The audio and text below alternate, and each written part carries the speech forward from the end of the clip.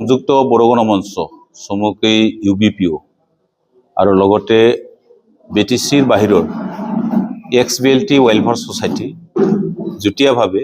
আজি এটা সংবাদমেল আয়োজন কৰিছোঁ। অহা যেটো 9 এপ্ৰিল 2026 অসম বিধানসভাৰ যি নিৰ্বাচন হ'ব, এই নিৰ্বাচনক লৈ পেলাই আমি ইতিমধ্যে ঘোষণা কৰিছোঁ যে বিজেপি আৰু ইয়াৰ সহযোগী দল, ইয়াত যেনেকৈ গণশক্তি হওক বা BPF হওক বা ৰাভা যৌথ সংগ্ৰাম সমিতিয়ে হওক, অসম গণ পৰিষদে হওক, যিমান নেকি বিজেপি আৰু ইয়াৰ মিত্ৰজোঁট যিটো NDA প্ৰাৰ্থীসকলক মুকলিকৈ সমৰ্থন দিয়াৰ আমি যুটীয়াভাৱে সংযুক্ত বড়ো গণমঞ্চ চমুকৈ UBPO আৰু XBLT ৱেলফেয়াৰ ছ'চাইটি যিটো BTCৰ বাহিৰৰ আমি এটা সিদ্ধান্ত লৈছোঁ। আৰু আমাৰ লগত আজি উপস্থিত আছে XBLT ৱেলফেয়াৰ ছ'চাইটিৰ বিষ্টিৰাম নাৰ্জাৰীৰ লগতে আমাৰ শিক্ষা সম্পাদক জনাৰাম ব্ৰহ্ম ডাঙৰীয়া আমাৰ লগত আছে, আৰু আমাৰ কিছুমান নেতৃবৃন্দ, আমাৰ জিলাৰ নেতৃবৃন্দ আৰু আঞ্চলিক পৰ্যায়ৰ নেতৃবৃন্দ আমাৰ লগত আছে। আপোনালোকক আমি আজি প্ৰথমে সকলো সাংবাদিক বন্ধুক নমস্কাৰ জনাইছোঁ। যিহেতু আমি সংযুক্ত বড়ো গণমঞ্চ আৰু XBLT ৱেলফেয়াৰ ছ'চাইটি আৰু বড়ো কছাৰী কল্যাণ সাহিত্য আকৃতি পৰিষদ যৌথভাৱে মুখ্যমন্ত্ৰী মহোদয়ৰ লগত আমাৰ দুলানিৰ আলোচনা হ'ল। এইকেইদিনতে যোৱা 19 ফেব্ৰুৱাৰী তাৰিখে যিটো বিধানসভাৰ মুখ্যমন্ত্ৰীৰ সভাকক্ষত আমাৰ এটা মিটিং হৈছিলে। সেই মিটিঙত আমি 22 দফীয়া এটা ডিমাণ্ড দিছিলোঁ। এই 22 দফীয়া ডিমাণ্ডৰ ভিতৰত তেওঁ যিমান পাৰে এইটো কাৰ্যকৰী কৰি দিয়াৰ বাবে আমাক যি কথা দিছে আমি আশ্বস্ত হৈছোঁ। আৰু যিহেতু BTCৰ বাহিৰৰ 10 লাখ বড়ো জনসাধাৰণৰ কাৰণে যে অৰ্থনৈতিক সামাজিক উন্নয়নৰ লগতে আমাৰ ভাষা আৰু সংস্কৃতি আৰু আমাৰ পৰিচয় ৰক্ষাৰ কাৰণে যি বড়ো কছাৰী কল্যাণ সাহিত্য আকৃতি প্ৰদান কৰিলে, এই পৰিষদখন আজি পূৰ্ণাংগ পৰ্যায় ৰূপ দিব নোৱাৰিলেও কিছু জটিলতা আমাৰ মাজত দেখা দিছে। যিহেতু শোণিতপুৰ আৰু বিশ্বনাথ জিলা, কিছু জিলা, এই জিলা দুখনৰ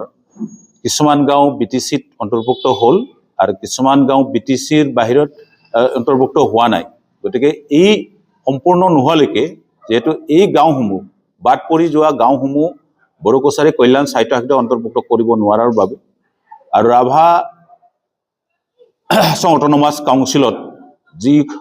312খন বড়ো গাঁও আছে, এই গাঁওসমূহ ৰাভা কাউন্সিলখন 6ষ্ঠ অনুসূচিত আধাৰত যিহেতু অন্তৰ্ভুক্ত কৰিব বিচাৰিছে চৰকাৰে, তাক লৈ পেলাই তাত থকা যিটো বড়ো জাতীয় সংগঠনসমূহৰ লগত এটা চিন্তা চৰ্চা চলি আছে, সেইটো পূৰ্ণাংগ ৰূপ নোপোৱাত কিছু জটিলতা হৈছে দেখা দিছে। আৰু ইয়াৰ লগতে আমাৰ শিক্ষা বিষয়ত বা ভূমি সংক্ৰান্তীয় যিবিলাক সমস্যা আছে এইবিলাক লৈ আমাৰ আলোচনা হৈছিল। যিহেতু আমি তৃতীয় বড়ো শান্তি চুক্তিৰ স্বাক্ষৰকাৰী সংগঠন হিচাপে যে তৃতীয় বড়ো শান্তি চুক্তি বা BTR চুক্তিৰ যিবিলাক দফা আছে, সেই দফাসমূহ সম্পূৰ্ণভাৱে আমি কাৰ্যকৰী হোৱাটো বিচাৰিছোঁ। আৰু সেই মৰ্মে যিহেতু চুক্তিত উল্লেখ থকা 5.3 মতে BTCৰ বাহিৰত থকা যিবিলাক জনজাতি লোকসকলে ৰিজাৰ্ভ অঞ্চলত এতিয়ালৈকে আছে, তেওঁলোকক ভূমিস্বত্ব প্ৰদান কৰিব লাগে 2006 চনৰ যিটো বন অধিকাৰ, এই আইনৰ অধীনত। আৰু সেই আইনত যিটো স্পষ্টকৈ লিখা আছে 2005 চনৰ 13 ডিচেম্বৰৰ আগত যিসকল জনজাতি লোকে ফৰেষ্ট এৰিয়াত আছে তেওঁলোকক ভূমিস্বত্ব অধিকাৰ প্ৰদান কৰাৰ তাত স্পষ্টভাৱে উল্লেখ আছে। ইয়াৰ বাদেও শিক্ষা বিষয়ক লৈ পেলাই আমাৰ এটা আলোচনা হৈছিলে। যিহেতু 6.3 তৃতীয় বড়ো শান্তি চুক্তিৰ 6.3 দফা মতে তাত স্পষ্টকৈ উল্লেখ আছে যে BTCত যিমান বিদ্যালয়সমূহ আছে সেইবোৰ চৰকাৰীকৰণ কৰা, আৰু BTCৰ বাহিৰত থকা বড়ো মাধ্যমৰ বিদ্যালয়সমূহ বিশেষ ৰেহাই দি হ'লেও চৰকাৰীকৰণ কৰাৰ যি কথা আছিলে, এই কথাক লৈ পেলাই আমি ইতিমধ্যে ডক্টৰ ৰণোজ পেগু ডাঙৰীয়া জনজাতি পৰিক্ৰমা আৰু শিক্ষামন্ত্ৰী তেখেতৰ লগত আমি বহিছোঁ আলোচনাত। আৰু তেখেতে এটা সিদ্ধান্ত লৈছে তেখেতৰ নেতৃত্বত যে বড়ো মাধ্যমৰ যিবিলাক বিদ্যালয় আছে এই বিদ্যালয়সমূহ বড়ো কছাৰী কাউন্সিলৰ অধীনত যিসকল শিক্ষক আছে, এই শিক্ষকসকলৰ যিটো টিউটৰৰ যিটো ধৰ্মা হ'ব, বড়ো কছাৰী কাউন্সিলে দিব আৰু ইতিমধ্যে কিমান কেইখন ভেঞ্চাৰ স্কুল আছে ইতিমধ্যে অসম চৰকাৰৰ ওচৰত দাখিল কৰিছে সেইটো এটা প্ৰক্ৰিয়া চলি আছে সেইটো কথাটোক লৈ পেলাই আমি আদৰণি জনাইছো আৰু বিশেষকৈ যিবিলাক আমাৰ সমস্যা আছে এই সমস্যাসমূহৰ ওপৰত যেটো আমি তৃতীয় বড়ো শান্তি চুক্তিৰ জইণ্ট চুক্তি মতে ভাৰত চৰকাৰে আমাক গঠন কৰি দিছে জইণ্ট মনিটৰিং কমিটি এটা যে তৃতীয় বড়ো শান্তি চুক্তিৰ যিবিলাক দফা আছে এই দফাসমূহ পৰ্যবেক্ষণ কৰিবৰ কাৰণে ভাৰত চৰকাৰে যেটো আমাক এটা কমিটি বনাই দিছে আৰু আমি যৌথভাৱে নিখিল বড়ো ছাত্ৰ সন্থা এনডিএফবি আৰু আমি ইউবিপিঅ ভাৰত চৰকাৰ আৰু অসম চৰকাৰৰ লগত বছৰত আমি দুবাৰকৈ আলোচনা হওঁতে বিশেষকৈ বিটিচিৰ বাহিৰৰ যিমান কি সমস্যা আছে সেই সমস্যাসমূহ আমি ইউবিপিঅ হিচাপে আমি উত্থাপন কৰোঁ সদায় আৰু এই সমস্যাসমূহ সমাধান কৰি দিয়াৰ যেটো কথা দিছে আৰু যেহেতু আমাৰ সমস্যাৰ ওপৰত বিজেপি আৰু ইয়াৰ মিত্ৰজোঁট দলসমূহে আমাৰ জ্ঞাত এই সমস্যাসমূহৰ ওপৰত বিশেষকৈ বাকী দলসমূহ বিৰোধী থকা বাকী দলসমূহ এই বিষয়ত অৱগত নহয় যেহেতু আৰু নিৰ্বাচনী ইস্তাহাৰত যেহেতু আমাৰ কিছুমান সমস্যা সমাধান কৰি দিয়াৰ যিবিলাক কথা দিছে চৰকাৰে তাক আমি ধন্যবাদ দিছোঁ অকল বড়ো মানুহৰে নহয় আমি দেখিছোঁ এই চৰকাৰখনে যেহেতু ভাৰতবৰ্ষত চলি থকা বিজেপি নেতৃত্বাধীন চৰকাৰখনে এনডিএ চৰকাৰটোৱে নৰ্থ ইষ্টৰ যিমান নেকি সমস্যা আছে সেই সমস্যাসমূহ সমাধান কৰি দিয়াৰ স্বাৰ্থত তেওঁলোকে যথেষ্ট কাম কৰিছে আমি আজি তাৰিখত দেখিছোঁ যে ভাৰতবৰ্ষৰ সন্মানীয় প্ৰধানমন্ত্ৰী নৰেন্দ্ৰ মোদী ডাঙৰীয়াই 77 টাইমছ ইতিমধ্যে আহিছে আৰু আগৰ যেটো প্ৰধানমন্ত্ৰী আছে ডক্টৰ মনমোহন সিং যেটো অসমৰ ৰাজ্যসভাৰ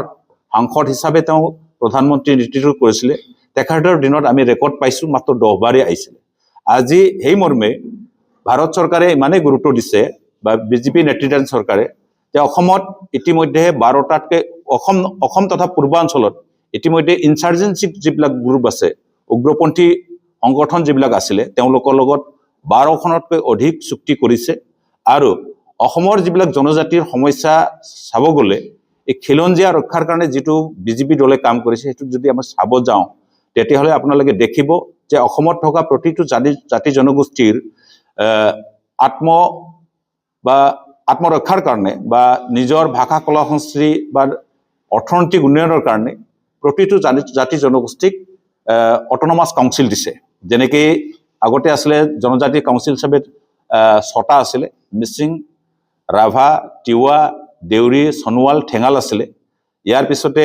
আপোনাৰ আহিলে পিছত দিলে আমাক বড়ো কছাৰী কল্যাণ সাহিত্য পৰিষদ দিলে মৰাণ মটকক দিলে কোচ ৰাজবংশী কমতাপুৰ দিলে ইয়াৰ পিছত শেহতীয়াকৈ যেটো ভৈয়ামত থকা যিসকল কাৰ্বি লোক আছে এই কাৰ্বি লোকসকলকো কাৰ্বি ৱেলফেয়াৰ অট'নমাছ কাউন্সিল বুলি শেহতীয়াকৈ যি দিলে তেওঁলোকৰ কলা সংস্কৃতি বা অৰ্থনৈতিক উন্নয়নৰ কাৰণে ইয়াক লৈ পেলাই আমি এই চৰকাৰখনক ধন্যবাদ জনাইছোঁ আৰু বাট পথকে আদি কৰি যিবিলাক দলং বনাইছে যিবিলাক উন্নয়নৰ কাম কৰিছে আমি দেখিছোঁ মহিলা উদ্যমিতা আঁচনিৰ পৰা আদি কৰি আৰু যিবিলাক কিবা আছে বেদখলী হৈছে যিবিলাক জাগাত যেনেকৈ আমি তৃতীয় বড়ো শান্তি চুক্তিৰ 7.1 দফাত স্পষ্টভাৱে উল্লেখ আছিলে যে যিসকল জনজাতি লোক ট্ৰাইবেল বেল্ট আৰু ব্লকৰ বাহিৰত আছে তেওঁলোকক এই জনজাতি লোকসকলৰ যেটো ভূমিৰ অধিকাৰ যেটো সুৰক্ষাটো সুনিশ্চিত কৰিবৰ কাৰণে আমি ডিমাণ্ড দি আহিছিলোঁ যে সুকীয়াকৈ এটা আইন বনাম বুলি কৈছিলে আৰু আমি ডিমাণ্ড দি আহিছিলোঁ যে 2খন বা 3খন গাঁও লগাই পেলাই এখন ট্ৰাইবেল বেল্ট বনাব লাগে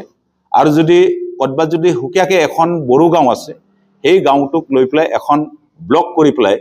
এই জনজাতি লোকসকলৰ যেটো ভূমি সেইটো সুৰক্ষাটো নিশ্চিত কৰিবৰ কাৰণে যেটো আমি দাবী কৰিছিলোঁ সেই আইনটো আজি কৰিবলৈ লৈছে অসম চৰকাৰে আমি তাক ধন্যবাদ দিছোঁ আৰু আমি দেখিছোঁ যে অসমৰ মাননীয় মুখ্যমন্ত্ৰী মহোদয় যেটো জনপ্ৰিয়তা আৰু তেওঁৰ দক্ষতাক দেখি পেলাই আমি নিশ্চিত হৈছোঁ আমি ভৱিষ্যতবাণী বুলি ক'ব যোৱা নাই যে তৃতীয়বাৰলৈ যে অসমত যে বিজেপি চৰকাৰ আহিব সেইটো নিশ্চিত হৈছে যেহেতু